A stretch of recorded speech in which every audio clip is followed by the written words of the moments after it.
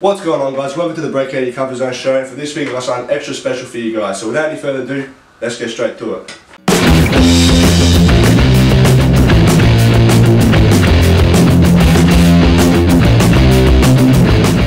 Alright guys, I'd like to introduce our first guest on the show. He has over 5,000 subscribers, over 100 great video tutorials. So please give a warm welcome to a very good friend of mine, Stephen Hammer.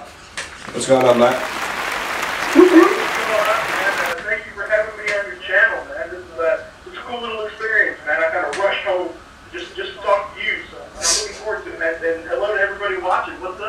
Thank you very much, man. It's an honour to have one of my favourite YouTubers. I watch like pretty much every video, man. You're such a very good inspiration.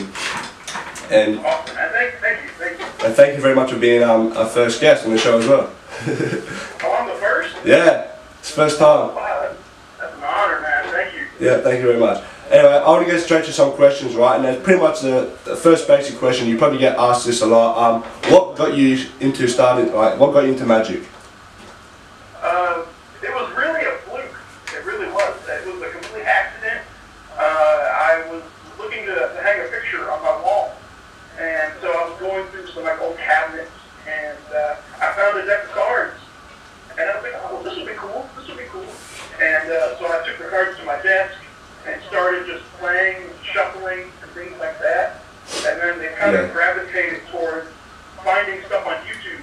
You know, it was honestly like Miss Mag, it was Scam School, stuff like that. You know, the real beginner card tricks. Yeah, and look how far those channels have developed as well. Yeah. Yeah. You know, they're like the number one, the number two magic community or whatever, and it's crazy. But that's all it was. It was just me just trying to find a hammer and a nail to hang up a picture, but I wanted a deck of playing cards. And it just changed everything. Yeah, that's amazing. That's pretty cool. Question number 2 we have here: were you ever faced with criticism? Like in magic? In magic, yeah, towards the magic and all that. Oh man, all the time. Because dude, before I found magic, I was Stephen Hammer. I was in professional wrestling.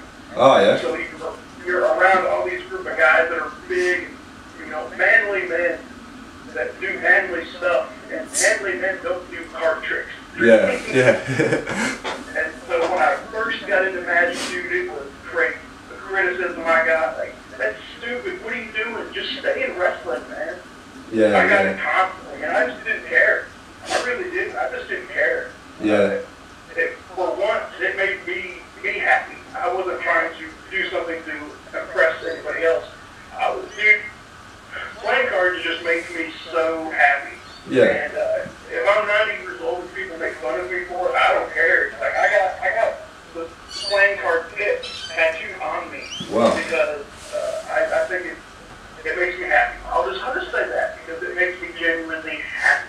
Yeah, and that's something that I've always said on my channel. Like, if you love something and you enjoy it that much, you know, it keeps you happy. Don't worry about what people say to you, because at the end of the day, it's, you know, your life.